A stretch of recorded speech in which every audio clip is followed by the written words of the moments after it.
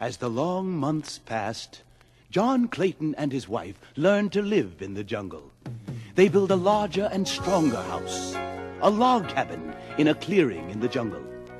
This house was not up in the trees and needed thick walls with strong doors and windows to keep out the beasts who roamed the jungle clearing at night, looking for food. Although it was far from perfect, slowly but surely, the house became their home. There was no shortage of food or water. John had brought dried pork and beans from the ship. The jungle also supplied their food. There were large, delicious fruits within their reach, and many small edible animals they could hunt or trap. The monkeys and the brightly colored tropical birds chattered and watched on in wonderment as this strange and clever new animal learned to share their world. The monkeys seemed to be the friendliest of all the jungle animals. As they grew braver, they would scamper into the clearing around the house to play. Look, John, that scamp has stolen your hat. What an adorable little monkey. Hey, you rascal. Give me back my hat. It's much too big for you. Well, I don't find it one bit funny. Give it to me, you long-tailed devil. By now, the monkey was swinging from tree to tree with John's hat clutched tightly in his fuzzy little hand and screaming wildly. Soon, John's amusement turned to anger. He grabbed a long stick and was trying to knock the monkey out of the tree. Alice laughed even harder now. Give me that hat! I'll get you!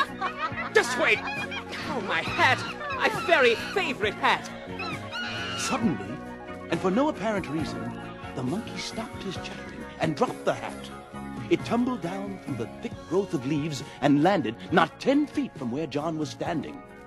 John picked up the hat, dusted it off, and was about to put it back on his head where it belonged when his wife spoke. How odd. You found it funny just a few moments ago. No, not the hat. The silence. Listen. John and his wife stood in the jungle clearing and, like two wild animals, strained their senses to the limit. It's eerie. All the birds stopped singing. The monkeys have climbed high into the trees. Well, I don't like it at all. Then, in an instant, faster than the reflex of a wild beast, the silence was shattered by a human scream. Ah! Oh, no, look! Charging at them from out of the thick underbrush came the gigantic man-brute which the Claytons had seen from time to time just outside the clearing. It was approaching through the jungle in a semi-erect position, now and then placing the backs of its closed fist on the ground. A great ape. As it got nearer, John and Alice could hear the deep, guttural growls.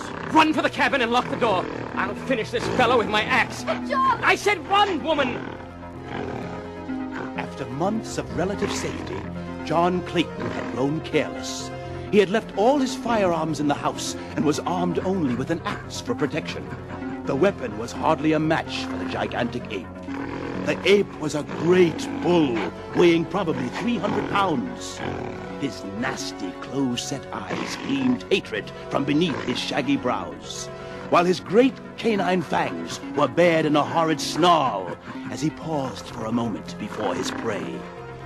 Over the brute's shoulder, John could see the cabin door, not more than 30 feet away. A great wave of horror and fear swept over him as he saw his young wife come out of the cabin, carrying one of his rifles in her arms.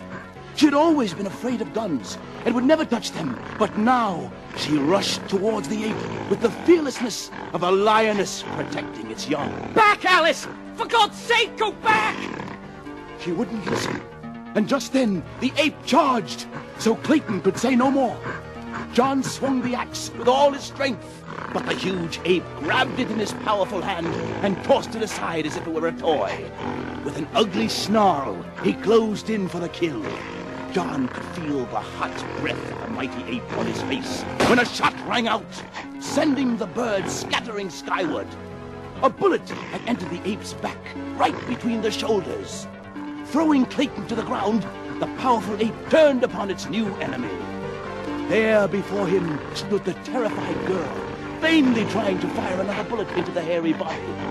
But she did not understand the mechanism of the rifle, and the hammer fell upon an empty cartridge. The great ape leaped towards Alice. With no thought of the danger, John rushed forward to drag the ape from his fallen wife. With little or no effort, he succeeded, and the great ape rolled over on the jungle floor. The bullet had done its work. The ape was dead. Alice! Alice! Are you all right? Speak to me! Oh, it's all my fault! Alice had no marks on her. The ape had died just as it had leaped towards her. John picked her up and carried the unconscious woman towards the cabin. It was 2 long hours until she reawoke. She sat straight up in bed and looked around the cabin. Oh, John, it is so good to be really home. I've had an awful dream, dear. I thought we were no longer in London, but in some awful place where great beasts attacked us. There, Alice. Try to go back to sleep, and don't worry your head about bad dreams. That night, a little son was born in the tiny cabin beside the primeval forest, while a leopard screamed before the door, and the deep notes of a lion's roar sounded from beyond the ridge. Alice never recovered from the shock of the great ape's attack. From that day on, she never went outside the cabin, nor did she ever fully realize she was not in England. 1 year from the day her little son was born, Alice passed quietly away in the night. John Clayton hung his head in grief and despair as the cries of his young son echoed out into the dark jungle.